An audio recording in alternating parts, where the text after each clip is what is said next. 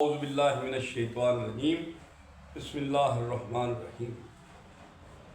حضرات گرامی، صوفی سفر ایک ایسا پیغام لے کے ہر روز آتا ہے جو کہ بہت ہی اہمیت کا حامل ہوتا ہے۔ تو آج صوفی سفر کا جو پیغام ہے وہ ایک پریکٹیکل پیغام ہے۔ نبی پاک صلی اللہ علیہ وسلم نے جو ہمیں نماز کی تلقین کی ہے اس میں کوئی رعایت نہیں ہے۔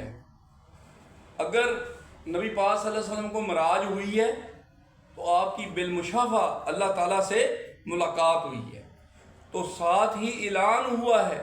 کس چیز کا اعلان ہوا؟ اللہ تعالیٰ نے آپ کو نماز کا تحفہ عطا فرما دیا کہ جاؤ جا کے اپنی امت کو یہ تحفہ دے دے گا۔ سبحان اللہ۔ اب اس تحفے کا مطلب کیا ہے؟ نماز مومن کی معراج ہے۔ اس کے علاوہ بھی بہت زیادہ ایسے فائدے ہیں نماز کے۔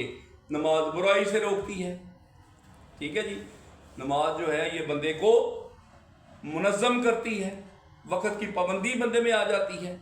تو there are so many benefits جو انسان کی زندگی کو ایک ترتیب وار کرنے میں مددگار ثابت ہوتے ہیں۔ لیکن سب سے بڑا جو فائدہ ہے وہ کیا ہے؟ نماز مومن کی معراج ہے۔ نماز بے حیائی سے بھی روکتی ہے، یعنی اس کے تو فوائد اتنے زیادہ ہیں جن کو جو بیان سے بھی باہر ہیں۔ لیکن ایک چیز کو اگر ہم مد نظر رکھیں کہ نماز مومن کی معراج ہے، مومن کی معراج۔ اب پہلے نمبر پہ تو ہمیں کیا بننا ہے؟ مسلمان تو بن گئے ہم، ٹھیک ہے، لا الہ الا اللہ محمد رسول اللہ کلمہ پڑھا اور اس صف میں شامل ہو گئے۔ لیکن اب ہم نے کیا کرنا ہے؟ اب ہم نے مومن بننا ہے، پھر ہمیں معراج ملے گی۔ نماز اس وقت ہمیں معراج ملے گی جب ہم مومن بنیں گے۔ تو مومن اور مسلمان میں کیا فرق ہے؟ بہت سادہ سا فرق ہے۔ مسلمان وہ ہے جو اللہ کو مانتا ہے، اور مومن وہ ہے جو اللہ کی مانتا ہے۔ اللہ کو جب مان گیا اللہ ایک ہے، محمد پاک صلی اللہ علیہ وسلم اس کے رسول ہیں، تو وہ مسلمان ہو گیا۔ اب پھر اللہ کی ماننے کا جو ٹاپک ہے، جو چیپٹر ہے، وہ بہت بڑا چیپٹر ہے۔ اس میں ہر وہ اچھی بات، امر بالمعروف نہی عن المنکر،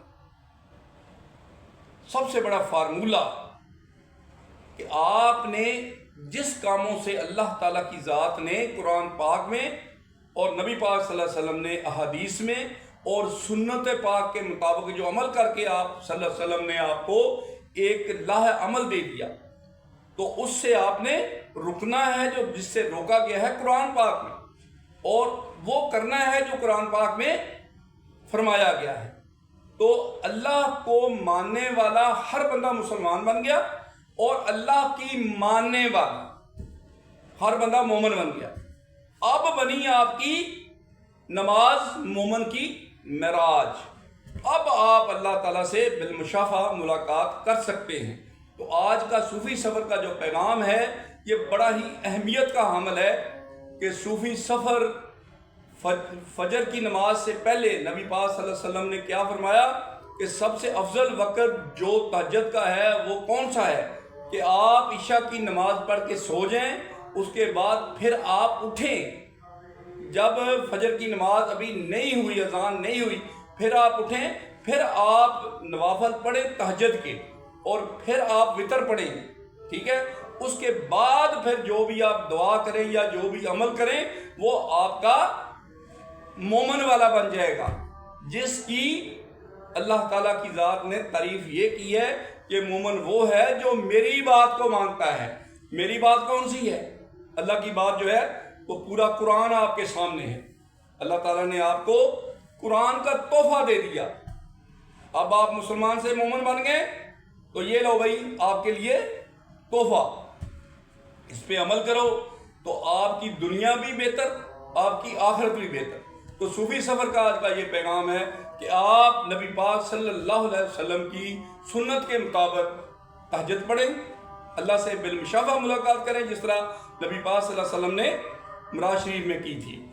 تو آپ بھی ملاقات کریں، آپ آہوزاریاں کریں، آپ روئیں بیٹھ کے اللہ تعالیٰ کے سامنے. وہ بہت بڑی ذات ہے جو آپ کے سامنے بیٹھی ہوئی ہے. تو آپ نے ہر وہ کام اپنا ان سے کروانا ہے اللہ تعالیٰ سے جو آپ سمجھتے ہیں کہ پھنسے ہوئے میرے کام، چاہے وہ دین کے ہیں چاہے وہ دنیا کے ہیں. تو ابھی ہم اس کو کلوز کرتے ہیں. ابھی فجر کی اذان ہو رہی ہے. تو اللہ تعالیٰ ہمیں نماز تہجد پڑھنے کی توفیق عطا فرمائے اور 5 وقتہ نماز پڑھنے کی بہت زیادہ توفیق عطا فرمائے. لیکن تہجد جو ہے یہ اللہ تعالیٰ کا بہت بڑا گفٹ ہے جو نبی پاک صلی اللہ علیہ وسلم کو دیا گیا ہے. اب دیکھیں ایک میں چھوٹا سا واقعہ بیان کر کے تو اس کو کلوز کرتا ہوں. میں ایک دفعہ کوٹندو کے علاقے میں، مظفر گڑھ کے علاقے میں ایک جگہ پہ گیا تو وہاں پہ ایک مجھے واقعہ کسی نے سنایا کہ ایک سید بخاری ہیں وہاں پہ، اب بھی وہاں پہ الیکشن میں وہ حصہ وغیرہ لیتے ہیں. تو وہ گئے ہوئے تھے امریکہ میں ایز اے ڈاکٹر. تو وہاں پہ ان کے بچے بھی پیدا ہوئے. تو جب ان کی بچی جو تھی بڑی ہوئی نا تو وہ اس کو پھر لے کے اپنے آباء و اجداد میں واپس آئے، اپنے علاقے میں واپس آئے. تو انہوں نے اپنی بیٹی سے پوچھا کہ بیٹا دیکھو اب آپ کی میں نے شادی کرنی ہے، تو یہ ہے میری برادری، یہ ہے میرے وہ لوگ جو میرے رشتہ دار ہیں برادری والے، تو میں ان میں سے آپ کے لیے یہ بچہ جو ہے اس کو سلیکٹ کرتا ہوں، تو آپ اس سے انٹرویو کر لیں. وہ بھی لڑکا پڑھا لکھا تھا، بعد میں MA MPA بھی بنتا رہا. تو یہ آن دی ریکارڈ بات ہے. اب جب وہ بالمشافہ ان کی ملاقات کروائی گئی تو وہ جو سیدہ صاحبہ تھیں انہوں نے، حالانکہ وہ ڈاکٹر تھی امریکہ میں، وہاں پہ پڑھی، وہاں پہ ڈاکٹر بنی. اس نے پہلا کویشچن اس سے یہ کیا کہ آپ نماز پڑھتے ہیں؟ تو انہوں نے کہا جی بالکل پڑھتے ہیں نماز. آپ نے فرمایا اچھا کتنی نماز پڑھتے ہیں آپ؟ اس نے بولا جی 5 وقت کی. آپ نے بولا اس کا مطلب آپ میرے لیے کوالیفائی نہیں ہیں، اس لیے کہ ہمارے اوپر یعنی نبی پاک صلی اللہ علیہ وسلم کے اوپر 5 وقت نماز نہیں تھی، 6 وقت تھی. یعنی تہجد کی نماز جو ہے یہ آپ نے اپنے اوپر فرض کی ہوئی تھی. اب جو ان کو ماننے والے ہیں وہ چاہے ان کی آل پاک میں سے ہوں چاہے ہمارے جیسے گناہگار ہوں، ہمارے لیے پھر تہجد فرض ہو گئی. اگر ہم تہجد کو نبی پاک صلی اللہ علیہ وسلم کی سنت سمجھ کے پڑھتے ہیں تو پھر وہ ہماری معراج بنے گی. پھر ہم اللہ تعالیٰ سے، اللہ تعالیٰ پھر کہتا ہے نا کہ میں اس ٹائم پہ نیچے آتا ہوں، تو ہوگی معراج کہ نہیں ہوگی. تو یہ صوفی سفر کا جو بہت خاص پیغام تھا جو بڑی امیدوں سے اور بڑی ہی دعاؤں سے یہ حاصل ہوا ہے، تو آپ کے لیے میں یہ پیغام چھوڑ جاتا ہوں کہ ہم نے اگر تو مسلمان بننا ہے تو کافی ہے لا الہ الا اللہ محمد رسول اللہ پڑھ لینا، لیکن اگر ہم نے مومن بننا ہے تو پھر اللہ جو ہمیں فرماتا ہے ہمیں اس پہ عمل کرنا پڑے گا. یعنی اللہ کی باتوں پہ اگر ہم عمل کرتے ہیں تو پھر ہم مومن بنیں گے، اور جب مومن بنیں گے تو پھر ہم معراج بھی حاصل کر سکیں گے. پھر ہمیں وہ مزے ملیں گے جو ایک مومن کو ملنے چاہیے. اللہ تعالیٰ کا دیدار بھی ہوگا، تمام اولیاء، تمام انبیاء کرام جو ہیں ان سے ہم ملاقاتیں کر سکیں گے. اب ان سے ملاقات کرنے کا کون سا ذریعہ ہے؟ یہ پورے کا پورا قرآن. یہ دیکھیں یہ پوری کا پورا قرآن، یہ وہ بکس ہمارے پاس موجود ہیں. آپ ذرا تھوڑا سا دیکھ سکتے ہیں، یہ ذرا دکھائیں. یہ تمام کتابیں اللہ کی اور اس کے رسولوں کی، اس کے اولیاء کی، اس کے انبیاء کی اور اس کے مقربین جو اس سے چاہنے والے ہیں، یہ تمام مواد ہمارے پاس اللہ تعالیٰ اس طرح ہی پیش کر دیتا ہے جس طرح ابھی ہم دیکھ رہے ہیں. تو ہم کیا بن سکتے ہیں؟